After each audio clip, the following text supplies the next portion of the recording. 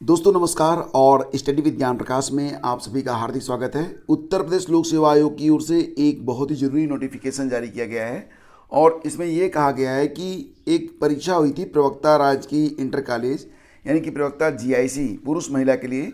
यह 2020 की परीक्षा थी।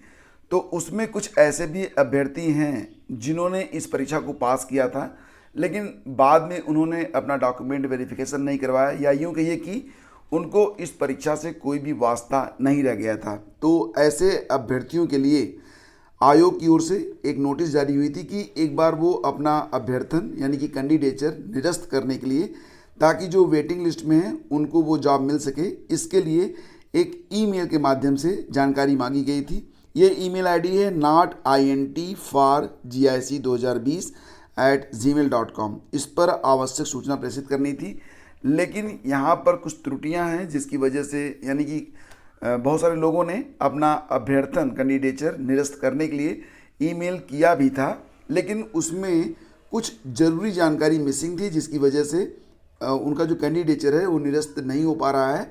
तो यहाँ पर 21 जून तक ऐसे अभ्यर्थियों से दोबारा से वही ईमेल आईडी notint4gic2020 पर यह कहा जा रहा है कि ये जो यहाँ पर बनाया गया है एक फॉर्मेट, इस फॉर्मेट में कृपया दोबारा से ईमेल करें और ये ईमेल उसी ईमेल आईडी से करना है जो ईमेल आईडी दर्ज है फॉर्म डालते समय। तो यहाँ पर 14 जून को यह विज्ञप्ति प्रकाशित की गई है, 21 जून तक का समय दिया गया है। तो दोस्तों यहाँ पर सहयोग करें ऐसे अभ्यर्थी जो कि जीआईसी की परीक्षा में उत्तीर्ण थे, लेकिन उन्होंने अपना चयन नहीं लिया है और उनका चयन कहीं और हो चुका है। तो बहुत सारे लोगों का भला हो जाएगा। तो अगर आप भी उनमें से एक हैं जो चयनित थे लेकिन अब इस पद के लिए इंटरेस्टेड नहीं है, तो ये जो ईमेल आईडी है इस पर ज़रूर अपना जो है एक जो कंसर्न है उसको भेज दीजिए, ताकि कुछ और लोग जो वेटिंग में हैं उनका ही भला हो जाए। वीडियो पुनर्परीक्षा के कारण डीएलएड की सेमेस्टर परीक्षाएं टली। तो वीडियो की जो पुनर्परीक्षा होनी है, वीडियो एग्ज़ाम, ये अपने नियत समय पर ही होगा। हालांकि कई डेट्स थी एग्ज़ाम्स की जो आपस में टकरा रही थी, तो यहाँ पर पीएनबी के द्वारा जो डीएलएड की डेट टकरा रही थी तो उसका तो निराकरण कर दिया गया है। डीएलएड की जो परीक्षा 26 और 27 जून को होनी थी, अब वो रीशेड्यूल कर दी गई है और इसके बारे में जो अभ्यर्थी हैं उनको बता भी दिया गया है कि डीएलएड की परीक्षाएँ अब 26 और 27 जून को नहीं होंगी। अब ये परीक्षाएँ 3 से 8 जुलाई तक होंगी। इसमें 3 से 5 जुलाई तक पहला सेमेस्टर और 6 से 8 जुलाई तक तीसरे सेमेस्टर की परीक्षाएं होंगी। और वीडियो की पुनः परीक्षा, इसके बारे में बी श्योर, ये परीक्षा अपने नियमित समय पर ही हो रही है। नेगेटिव मार्किंग के बीच आसान सवालों ने माथापच्ची से बचाया। तो बीएड प्रवेश परीक्षा में प्रयागराज मंडल में 89% रही उपस्थिति। पेपर बहुत ही आसान आया था। इसमें जो पहला पेपर था और वो उसमें भी 2 खंड थे, कुल 100 प्रश्न पूछे गए थे। इसके अलावा जो दूसरा पेपर था जो 2 से 5 बजे के बीच वाला था, उसमें भी 100 प्रश्न पूछे गए थे। तो अभ्यर्थियों ने अगर ठीक से तैयारी की थी तो अच्छे अंक उनके आएंगे।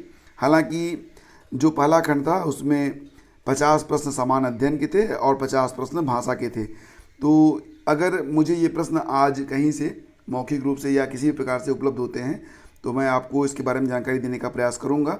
दूसरी बात यह है कि जो सेकेंड पेपर है उसमें भी जो प्रश्न पूछे गए थे वो मतलब टफ पेपर नहीं था।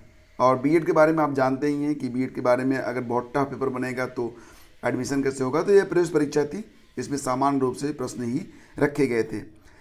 तो बिहार में कुल 1,70,000 शिक्षकों की भर्ती के लिए आवेदन शुरू हो चुके हैं और पहले ही दिन काफ़ी बड़ी संख्या में लगभग 2,000 से अधिक अभ्यर्थियों ने अपना रजिस्ट्रेशन कर दिया है और 8 बजे तक लगभग 500 लोगों ने फीस भी जमा कर दी है। तो बिहार में जो शिक्षक भर्ती आई हुई है लगभग 1.25 लाख की, तो उसमें आवेदन की जो प्रक्रिया है वो स्टार्ट हो चुकी है। बाकी डिटेल्स आप लोग पोर्टल ऑनलाइन bpsc.bihar.gov.in पर जाकर चेक कर सकते हैं और आवेदन कर सकते हैं। आवेदन की अंतिम तिथि 12 जुलाई है। 1,70,461 पदों पर भर्ती हो रही है। इसमें 79,943 मतलब लगभग 80,000 पद जो हैं वो प्राइमरी टीचर के हैं। बाकी लगभग 40,000 पद टीजीटी के हैं और 57,000 के आसपास पद पीजीटी के हैं। आवेदन प्रक्रिया शुरू करने से एक दिन पहले बीपीएससी ने आवेदन के कड़े जो विस्तृत दिशा निर्देश थे वो जारी किए हैं। इसके मुताबिक अभ्यर्थी अपना ईमेल आईडी और मोबाइल नंबर ज़रूर डालें। बाकी डिटेल्स आप लोग नोटिफिकेशन में चेक कर सकते हैं।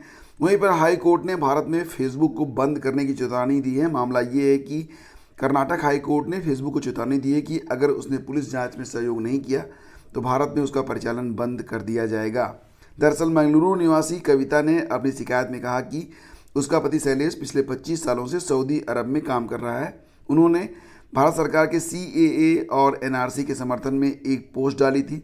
इसके बाद एक धमकी भरा कॉल आया, अकाउंट डिलीट कर दिया गया, फिर फर्जी अकाउंट क्रिएट किया गया और उसमें कुछ फर्जी आपत्तिजनक पोस्ट डाली गई। इसमें शाह के विरुद्ध और कुछ और भी पोस्ट थी। तो उसको लेकर फिर यहाँ पर सुनवाई हुई थी और शैलेश को 15 साल की सज़ा सुनाई गई है। तो इसमें हाई कोर्ट ने फेसबुक को चेतावनी दी है कि अगर कंपनी पुलिस जांच में सहयोग नहीं करेगी तो भारत में फेसबुक का परिचालन बंद करवा दिया जाएगा।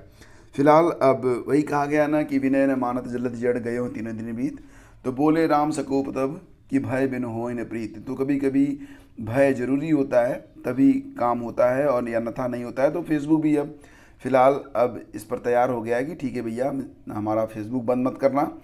पता नहीं कितने लोग जुड़े हुए हैं। तो चलो, तो फ्रेंड्स इसी के साथ आपको बताना चाहेंगे कि आपकी जो परीक्षा UPSSC वीडियो एग्ज़ाम की है, ये 26 और 27 जून को हो रही है। करंट अफेयर की टेंशन अगर आपको हो रही है तो आप ये PDF ले लीजिए। सामान्यतः यह 180 रुपये में उपलब्ध होगी, लेकिन आपके लिए मात्र 60 रुपये। तो इसको लीजिए और अपनी तैयारी को बिल्कुल अब फाइनल टच देने का समय आ चुका है। मिलते हैं आपसे अगले वीडियो में। दिन आज्ञा दीजिए। नमस्कार, जय हिंद।